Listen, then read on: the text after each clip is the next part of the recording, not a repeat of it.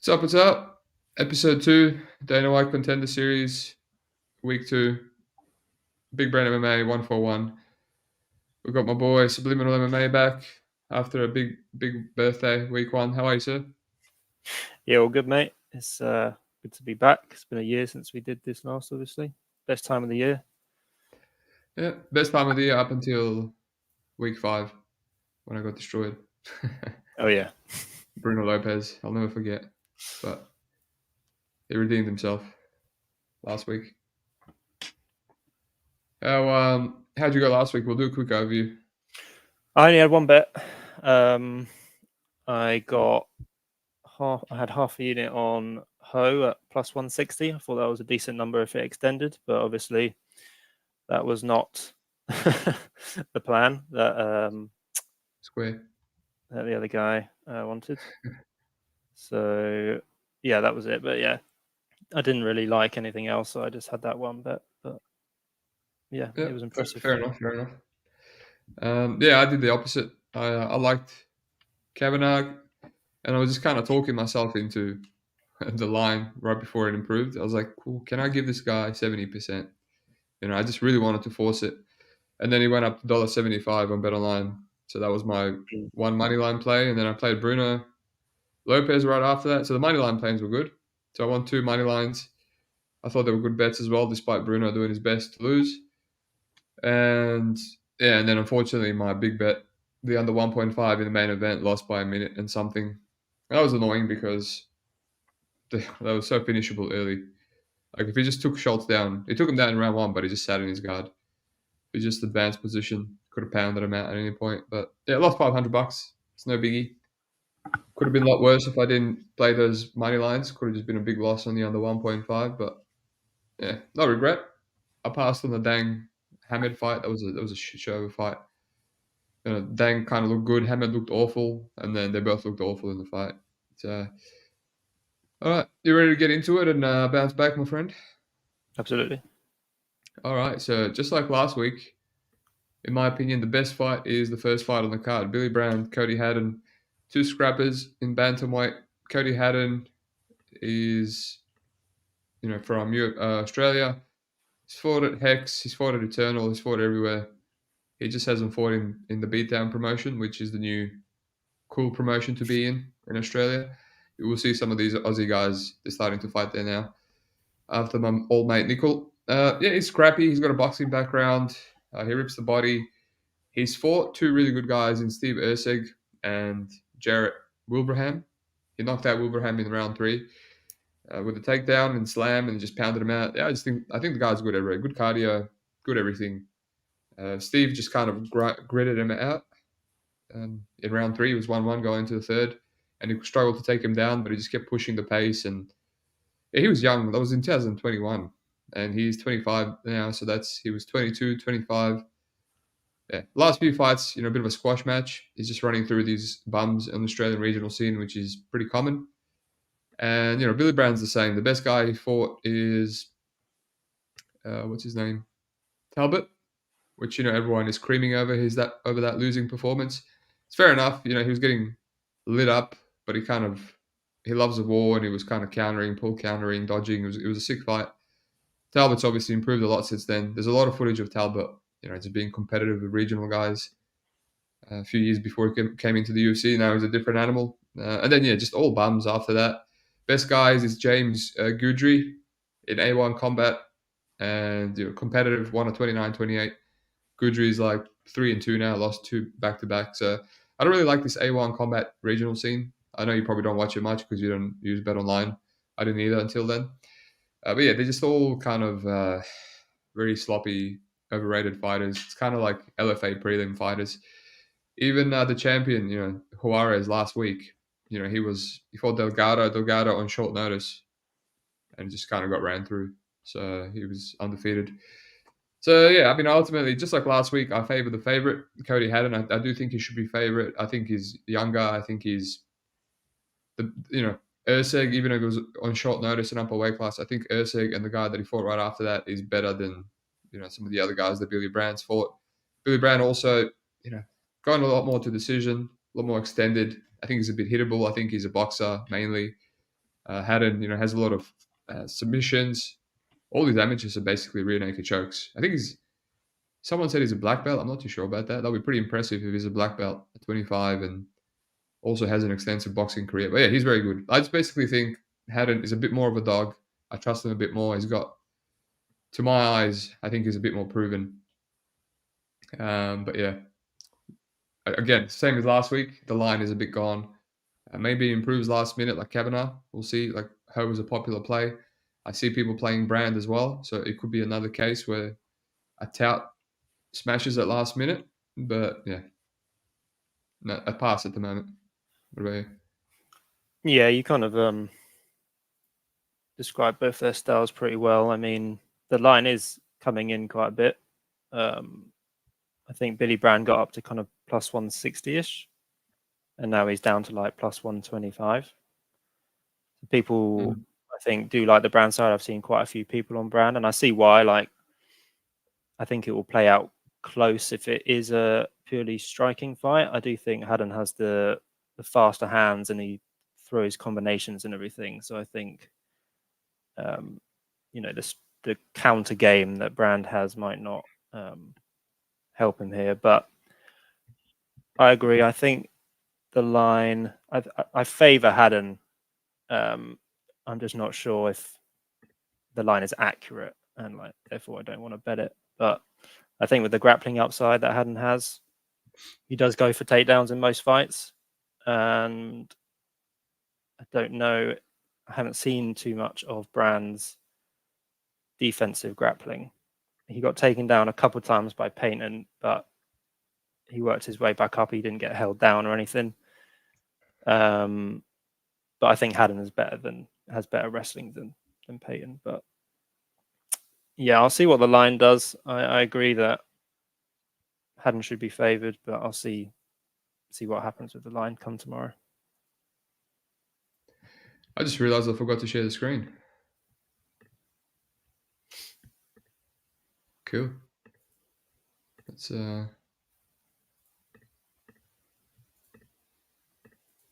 my bad. All right, there we go. I knew something was different. Cool, we agree on that one. Mr. Sando, stick to boxing, you jobber. Maybe I should. Maybe I'll be definitely in profit if I just bet my boxing bets. Sup, Glimbot? Do you think the over 1.5 has value? I mean, it was very juiced last time I checked. Now, I did say in episode 1, stay away from the juicy over 2.5 in the McKenna fight. Not McKenna, Kavanagh. Because I was like, Ho is extremely hittable. And then just got deaded with one check left hook. But this one, I don't know. I feel like Haddon is kind of a death by 1,000 cuts. Billy Brown seems extremely durable. We saw it against Talbot. Man, I don't know what's wrong with Bet365. I've got the spinning wheel of death. Just hurry up and load. Let me see those odds. Do you have Bet365 open? What's the over 1.5 there? I've got fight odds open. The over 1.5 is minus 225. Yeah, I mean, it's hard to say if it's value. Like, it's probably accurate. It's end of the day, it's Contender Series, and finishes come out of nowhere. It's kind of weird. Yeah. Yeah. This morning, or 12 hours ago, it was minus 165. Oh, jeez. So, yeah, a lot of money's coming on the over 1.5. I have no idea why the Bet365 is just like loading. It's quite annoying. All right, let's move on. Cam Ralston, Torres, Finney. So Finney's coming back. This Cam Ralston, never heard of him. Taped him for the first time. I saw that he was from, what's it called? Kickboxing, City Kickboxing. So I'm like, this guy's a striker, right? Huge, skinny. He's going to be a kickboxer, LA Dan Hooker style. And then he's just grappling everyone. And I'm like, how is this Reiki skinny guy going to win a grappling fight against Finney? And yeah, I'm not really impressed. Tall, lanky, tall man defense, some of the worst level of competition I've ever seen in my life. Last fights 3-6, 0-0, 1-1, 4-9, 3-3. And then the best guy he's fought, obviously Jacob Malkoun, 2017. Yeah, that was a long time ago. And the other best guy, this Isi Fidikefu guy, I think he's like 8-1 now. He's in ONE FC. Yeah, he is 8-1. Never heard of him, but he seems to be decent. He's holding his own in ONE FC. Couple of wins. He just sparked him. He absolutely sparked him cold. So I think that's definitely live here. I didn't see any improvement from his striking defense. But yeah, there's a lot of questions on this guy. He's 6'2". He looked huge at the weigh-ins. Maybe he can keep it competitive in the grappling. Like Finney is a bit of a crotch sniffer.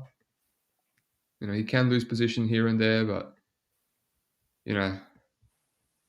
since the Jacob Malkoun fight, maybe you can assume some improvement, but there's just no grappling. Just taking these guys and finishing them. So I don't know, man. There's a lot of juiced favorites on this week's card, and I kind of agree with all of them. Mm. But yeah, I need to. I was just taping Finney to remember, and I think he can knock this guy out if he comes out there and does that game plan. But the weigh-in surprised me a lot. I didn't expect him to be that short compared to him. That was crazy. What do you say on this fight? Yeah, there's a couple of mirror matchups on this card, and this is not one of them. These guys couldn't be more different. Obviously, you got Finney, who's like 5'8" at middleweight. Built like a bodybuilder. He's fought at heavyweight before. Yeah, he just goes for the takedowns. He's got big overhand right, which he knocked his last opponent out with. Yeah, and they're not like they're high amplitude takedowns as well. Big slams and everything. And I think he won't have much trouble getting in on this guy's legs, just because he's so much taller. Yeah, he is a kickboxer, this Ralston guy, but as you say, he does go for wrestling a lot, but it doesn't look that impressive. And yeah, he just has no defense on the feet. I've seen him knocked out in kickboxing. Obviously, he got knocked out by that 8-1 guy. So I can definitely see a knockout on the feet for Finney, if not, taking him down and mauling him. So I see some people taking a shot on Ralston, but I just I can't get there. I know the size advantage and everything, but I think that's kind of where the advantages end. Obviously, he'd be the cleaner striker being a kickboxer, but yeah, I think this is kind of a set-up fight for Finney. I don't understand what Big Bird is waffling on about. Aussie bias. We're literally just shitting on this Aussie the whole time. Yeah, Aussies are awful. I think we saw that last week. Some of the worst to ever do it. Nova unders are interesting. Yeah, I considered the under 1.5. Big Bird is saying he's waiting for me to hit an under so he can play the over in the Discord. I mean, there's a few that I could probably lose my money on, but yeah, I'm not rushing to this one just because I feel like it's Finney KO, a Finney overhand right, and he went over in the Contender Series just like he failed a couple of rear naked chokes. If Houston is as good of a grappler as he says he is, it might be like a grind fest. He might get grinded out for a long, long time. And man, I don't even know if watching those weigh-ins, I don't even know if Finney can land an overhand right. That he's that much taller. That's just, I'm so thrown off. It's crazy. That's huge, man. But yeah, it's gonna have to be like an attritional mauling, and he's got a lot of fights where it goes long. He's just mauling him for a long, long time. So I'll leave that one for now.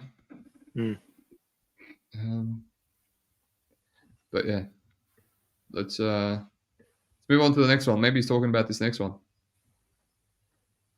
Contavious Romeus versus Michael Imperato. All right, so Romeus coming back after fighting like a dipshit in his first Contender Series fight. Just came out there, decided to get knocked out against Tavares. And yeah, I mean, he should probably fight like that here. He'll probably get a knockout and signed. Michael Imperato, I think this guy's extremely lucky to be signed. It was on Dana White looking for a fight. The man is what, 30, 34?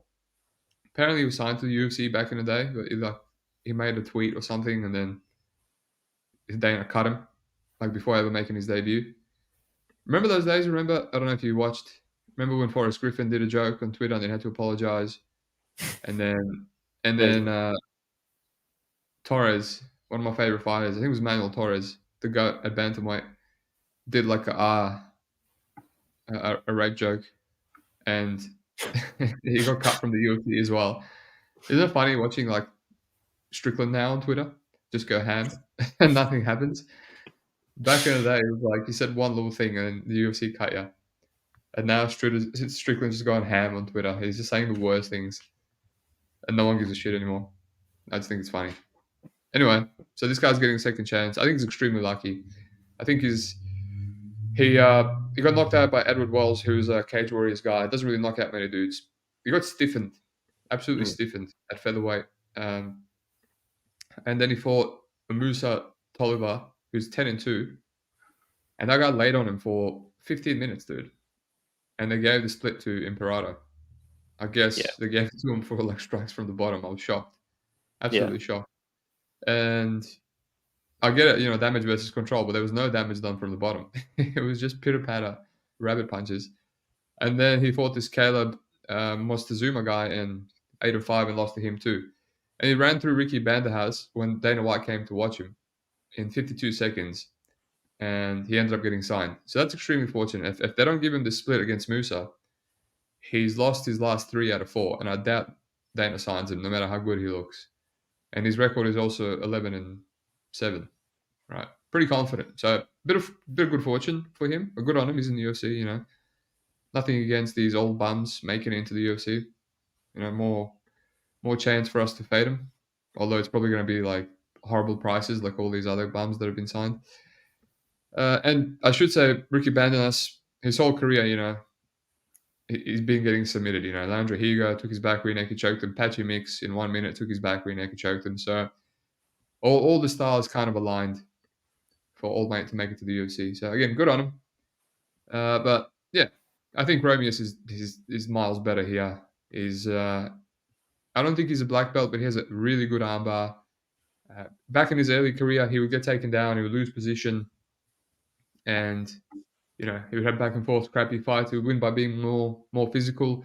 Then after losing to Jorna Lugo, Bellator fighter, split, he couldn't take him down. He got outstruck. He took 2 years off, came back in 2022, and literally just round one finishes. Rear naked chokes, armbars. Armbarred from guard Nate Williams, the worst black belt to ever do it. I think he lost position there too, or he got taken down easy. So then got knocked out by Tavares, and then got another armbar against the 15-28 guy who I didn't really want to watch that fight. So yeah, he just seems like a really explosive guy with power. I think if he wants, he can take Imperato down here. He can sit in his guard. Imperato really hasn't submitted anyone good off his back. Romeus has never been submitted. Actually, has on the regionals by an armbar, but 2015, goddamn, 8 years ago. That's a long time ago. So yeah, I mean, Romeus can probably knock him out. I do have a feeling that Imperato has chin issues. I've seen him rocked in another fight as well. Can't remember which one it was. He won it somehow.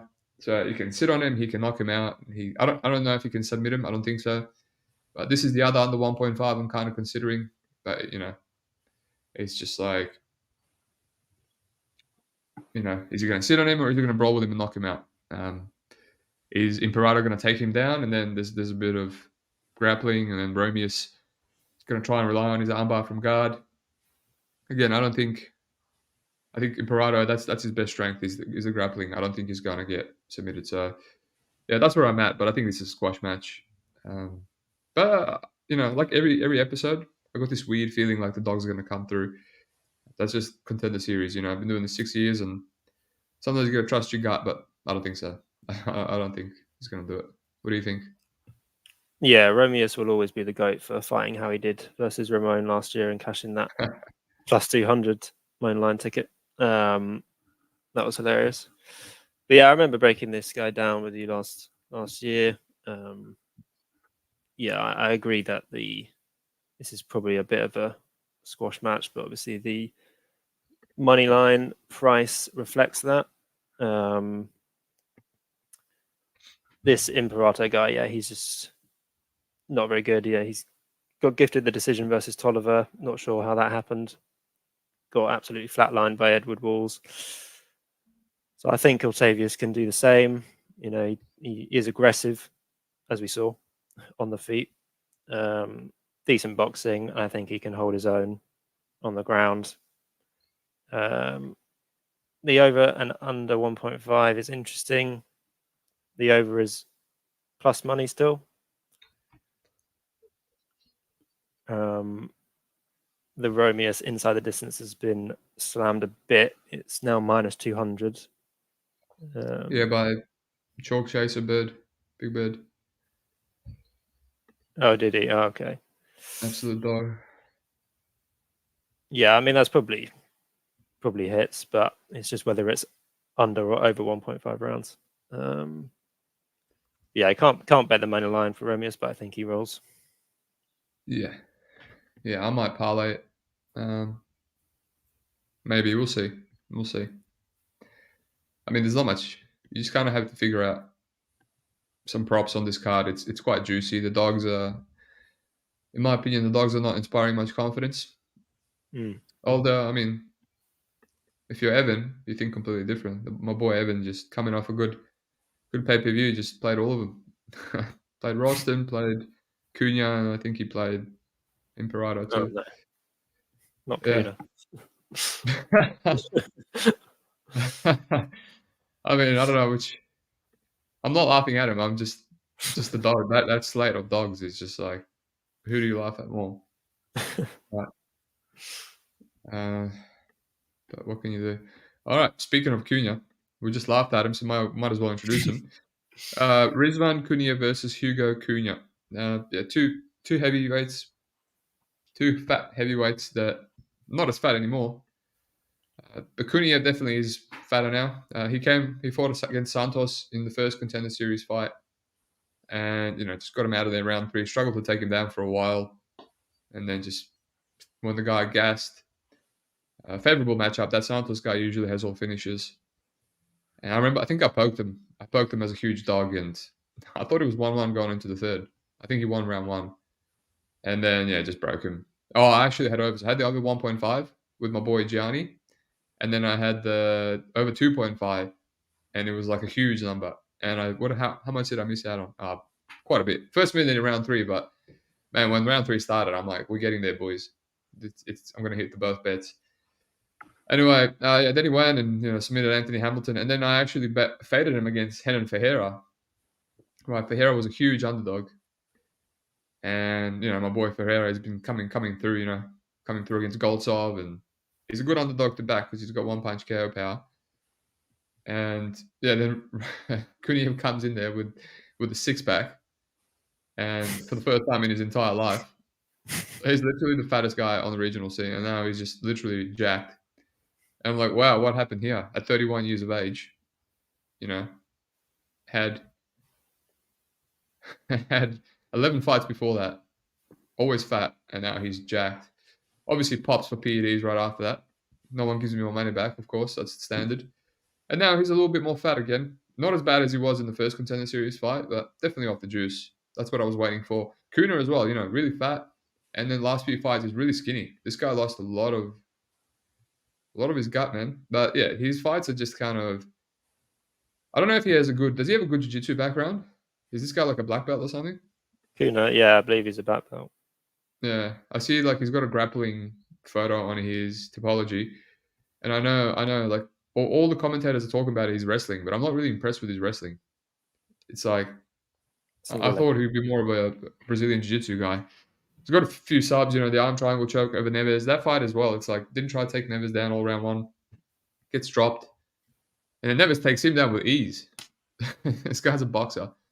Takes him down with ease and then reverses him and then arm triangle chokes him. And, Bautista, the one before that, a bum fight. Lost to Dustin Johnson in 1FC. That's the best guy he's fought against. Other than that, all round 1 finishes and KOs. I will say Ramazan is quite decent on the feet. It's not as bad as I remember. He's not just a one-dimensional kickboxer. He can strike. He's quite fluid.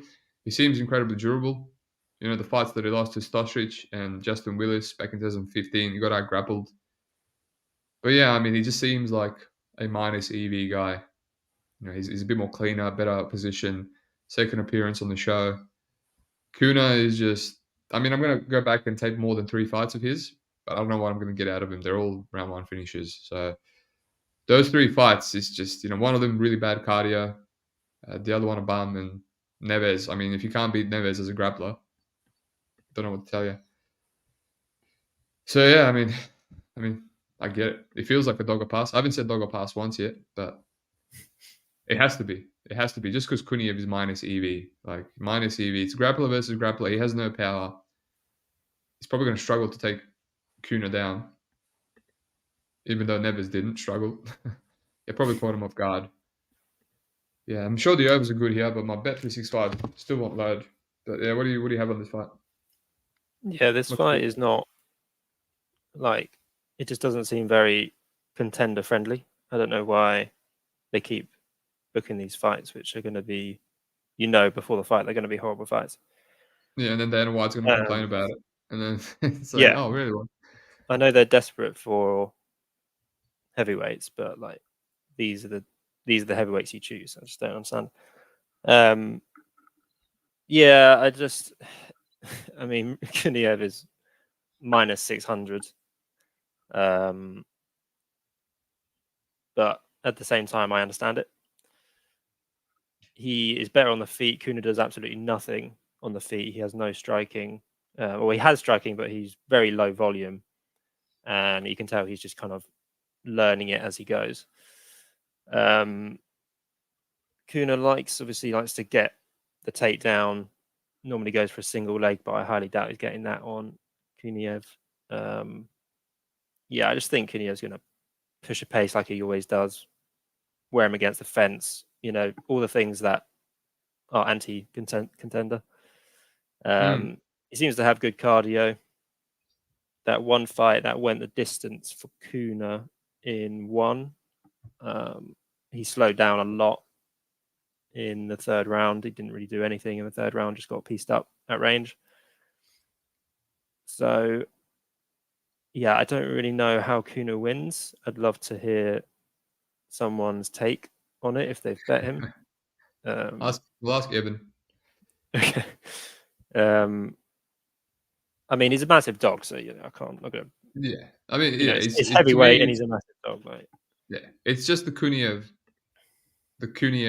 minus EV. We just talked about me playing the other dog against him in the first season, and he lost round one to him. So he's now facing a grappler that should be able to shut him down, and it should be competitive just based on that alone. If they have to stand on the feet, so I get it, but maybe the over 2.5 at Pick'em is better. Well, Like, the over 2.5, yeah. Pick him. That could be a play. who's But finishing who? Like Kuniev only finished that other guy because he's a striker and he's a bum off his back. Like, and that was a pretty soft finish. That one on the ground. yeah, Just kind of.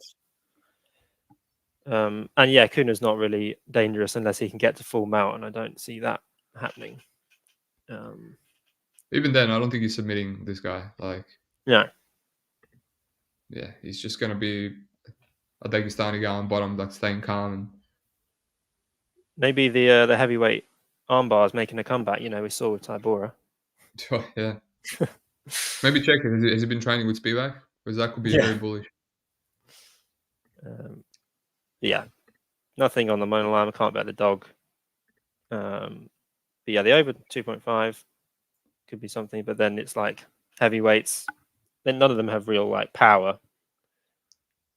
But then if one of them gets neither of them does. Neither of them can bust a grape. So yeah. now, if you can probably parlay the 1.5, it's $1.40. Yeah, 2 of his last 3 have gone over. I know he's finished a lot of bums in round 1, Kuna, but it's like Eduardo Neves he couldn't finish, Dustin Johnson he couldn't finish.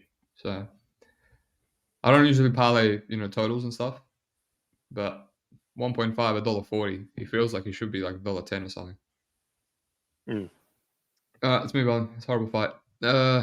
Glimbot under 1.5 the plus money, and it's Hugo moneyline covered too. I don't. Yeah, like I just said, I don't think it correlates here because he'll be the first person to finish Kunyev, and if Ferreira couldn't do it, yeah, not feeling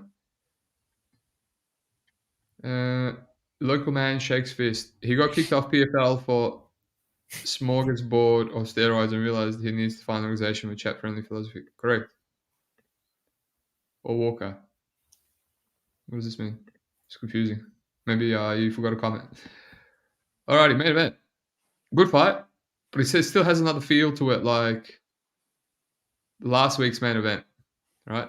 Yes, it's got the best fight, first fight of the card, just like last week. Two young bantamweights that can go 3 rounds, and then they give us two welterweights. No, I actually didn't realize that Gustafsson was a welterweight. He's been fighting a middleweight for quite a lot. And then they gave us guys that, this could be back and forth, grimy, really messy fight. Although both these guys have okay cardio.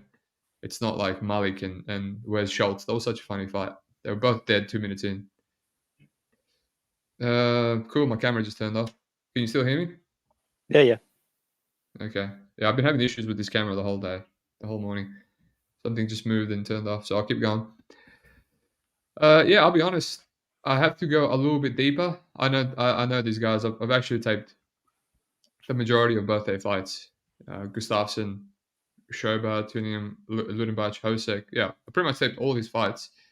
But it was kind of during the week and broken up, 1, 2, and then I go tape a different fight, and I go tape regionals, and I come back, and then I tape Pytlik's 3 fights, and then I come back, and I forget. But I taped Pytlik when he fought, what's his name? His last fight in the main event, where he got signed by Dana White, Ryan Leninger, and he was a pick'em there. And I couldn't get a read because Leninger is good, man. He's got like power. He was quite competitive in LFA. And yeah, Pat just ran through him. And I couldn't get a read on Pat. I'm like, it's all round 1 KOs for him in unified MMA and all these bums. And the first time he fought someone decent, Jake Lindsay, he lost via guillotine. He was just getting mauled on the ground.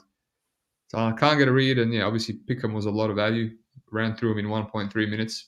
I think he's one of these guys that's going to run through a lot of guys. Like his KO and his Muay Thai is really high level. It's just like, do you think he can get it here against Gustafsson? Gustafsson is...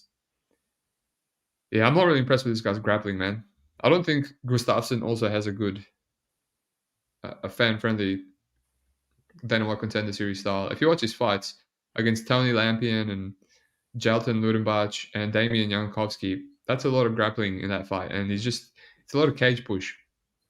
And he throws a lot of damage, dirty boxing against the cage. So that's why it looks sloppy and it looks like a good fight. There's a lot of blood.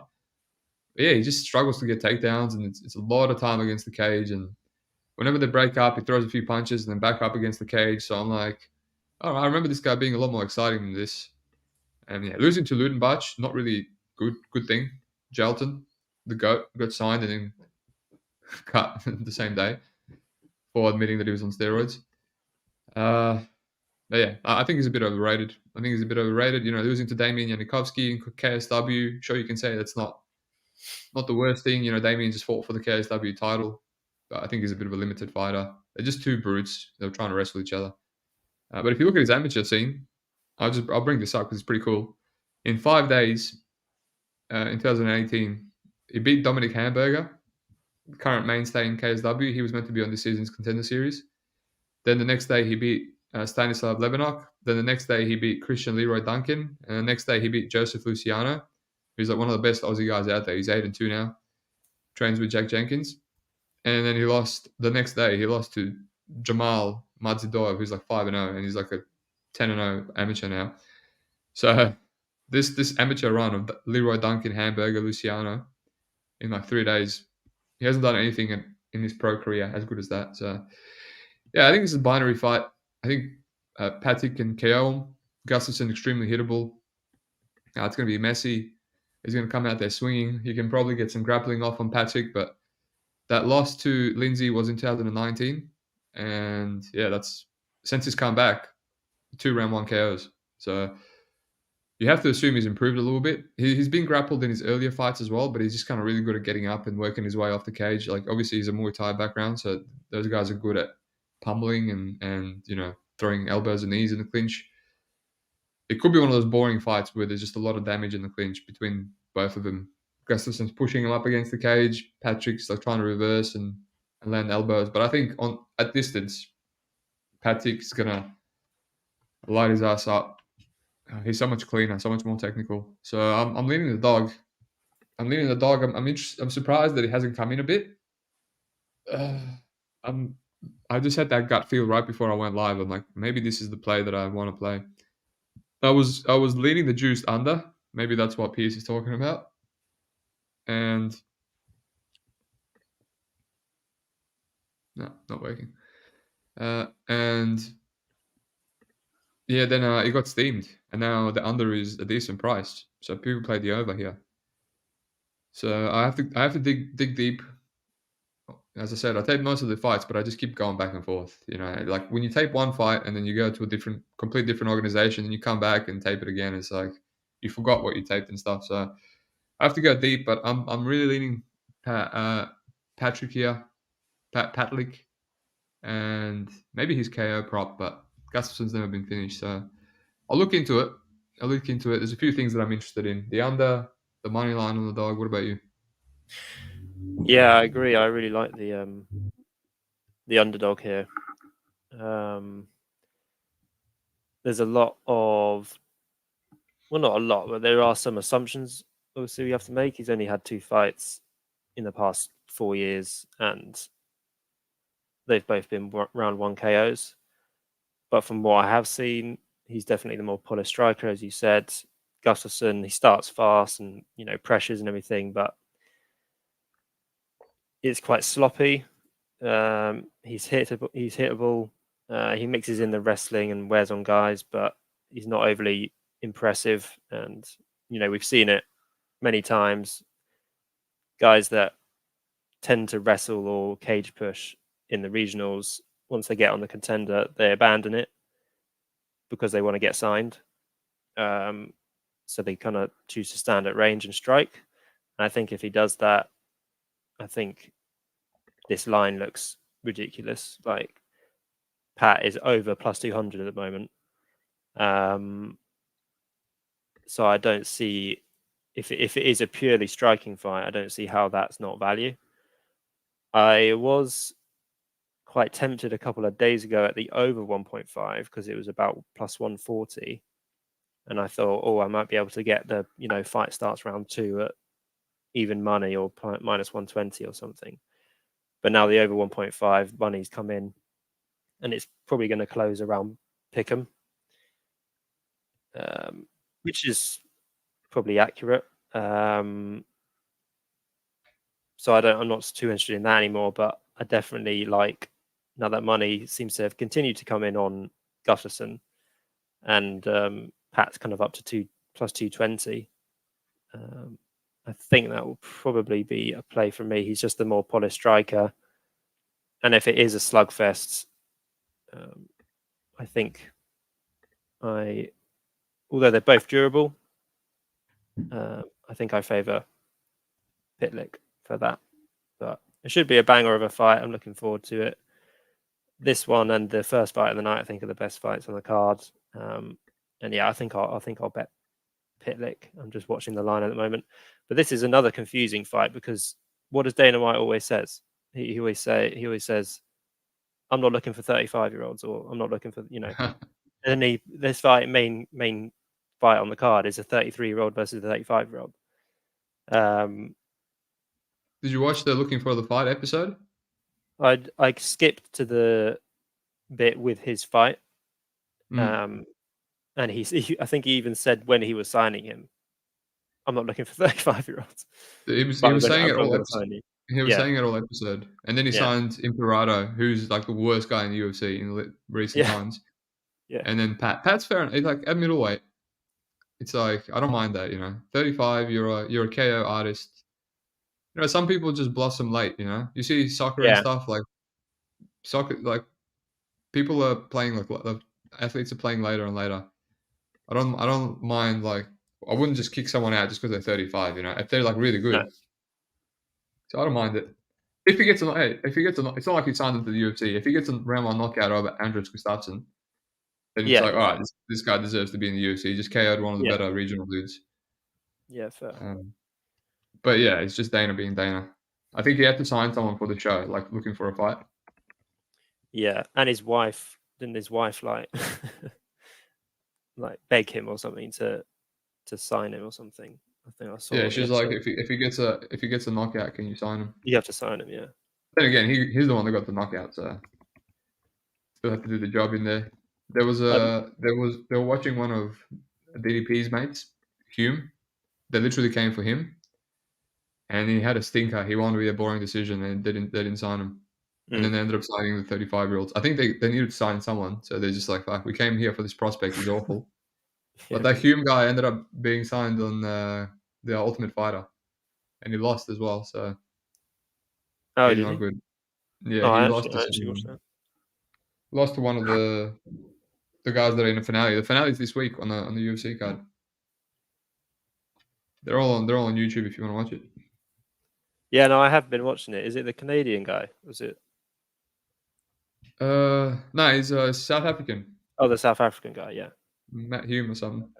yeah. Did Anyway, you? let's go over these. I was just going Yeah, to go say, on. did you find the? I think you can pay for it. Did you find? Did you watch his loss? Pat's loss. I did. Yeah, it's on. It's actually you don't even have to pay for it. I think Oh, okay. it's one of those ones that's on Thriller, the thing that you have to pay for usually, but I think it's a free event. Oh, But okay.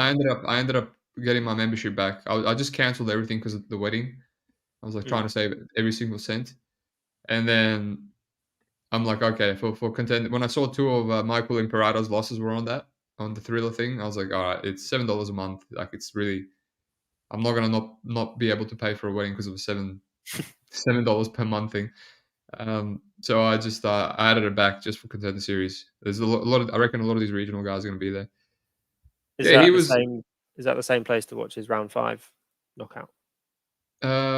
He's round 5 knockout. The one before his loss via Uh, Ron Phillips. yes, it is. But those ones you have to Uh, pay for. But like you just pay for Oh, the membership, and then you can watch all the events that are on there. okay. Yeah, Yeah, because it's worth it. I'd be interesting to see those fights. Yeah. It's worth it just for the contender series stretch. Tristan, is Imperator worse than Joseph Medina? What y'all think? I mean, it's possible, man. It's possible. I mean, no, I don't think he is. I think Joseph Medina is the worst to ever do it, and we're gonna see that soon enough. And I don't understand what Dana does with these guys. I feel like, what's the point of signing these dudes that are gonna go 0-3? And y- yeah, it makes no sense. Like he's cutting people. He's cutting people from the roster right now, so we can sign these contender series guys. Mm. But once he signs them, they're going to be the quickest in and out ever. Like, I think he just wants a smaller roster. I think that's his goal. Cut people like Herbert Burns that can actually win fights, and they've stuck around, and then put in guys like Medina who won't stick around. Nice little quick three fight turnaround at 10-10. Only pay him 10 because they're not going to win a fight, Mm. and then see you later. And then hell yeah, smaller roster, less pay. This is like the Exodus. Anyway, let's go over these fights. No bets for me at the moment, but you know, definitely forcing something. I can feel it. I can feel it in my loins. Cody Haddon, you're right. Money's coming on Billy Brand. I'm going to revisit that one. But obviously, it's still not as good as the line that we had on Kavanagh right before the fight started. That was a beaut. I don't think he's Mm. going to one punch Brand. That's my issue. I think this is still going to be like a competitive, scrappy fight. So I have to reevaluate. Don't want to let the juice on Haddon. Torres Finney Roston. I have to look into this. I'm freaked out by the weigh-ins. But, it felt like Finney could be a free square. Now I'm just kind of thinking, let's see. I hear some hype on Roston too. Some people are like, oh, he's better than he looks. We'll see. Romeo, it feels like a squash match. Kunyev. Yeah, I mean, this feels like just a horrible match in general. And yeah, Pytlik. Pytlik. I think me and you are lining up here. I might have to do it. Mm. This could be the one. So yeah, look at some overs. Mr. X, new fighters on 10-10 are better value than Nate Manaz boring ass for 50-50. That's right. That's right. Justice has been served. He's been cut. He's been cut for that performance. Absolute bum. Some of these fighters have no self awareness. He's like, I've been cut for not being exciting, and I have 3 out of 6 wins by finish. I'm like, dude, they gave you Jimmy Flick, and you jabbed and leg kicked him, and And then it's the last fight on your contract. And you thought that if you jab and leg kick Jimmy Flick to a decision, that they're gonna give you another contract. And he's like, "But I have 3 out of 6 KO finishes in the UFC. I'm a finisher." And I'm like, "Dude, you deserve to be cut." There's just no self-awareness whatsoever. Hopefully, we'll see him in Fury FC. All right, thanks, my friend. That was fun. I don't want to keep you any longer. I know you have to sleep. All right. All right. Very late for you. You want to plug anything before you go, or no? No. No, I'll do it for you. Subliminal MMA on Twitter. I don't know if you post anymore, but yeah, the man doesn't post anything other than his bets. If you want to tail him, yeah, Yeah, underrated. I just hate going on Twitter now. Like ever Yeah, it's since it horrible. became X, it's just shit. So I just Yeah, don't. you don't like all the nudes and stuff, bro. It's free. You're free It's tits. just it's just shit, man. It's so bad. Uh, It's sounds that like and you're not. like people dying. Like that's all I see on my fucking. Yeah, or my bankroll dying. You get to see my bankroll dying every week. Well, it sounds like you're not cut out for the real world, but that's fine. Is Just that what keep it is? protecting yourself from all the from all the stuff of the real world, and hopefully you never have to encounter it in real life. You know, hopefully you never see any boobs or any death in of your friends or family. That'll be devastating. I'm a married man now, Steve. Okay. So you're I live a definitely very, not seeing I live anything. a very sheltered life. So you saw your last boob what, a year ago? That's all right. I'm joining you in February. Yeah, yeah, All yeah. right. R.I.P. R.I.P. All right, thanks, my friend. All right, like and Love subscribe, it. everyone, and I'll see you again next week, my friend. Peace. All right, peace out.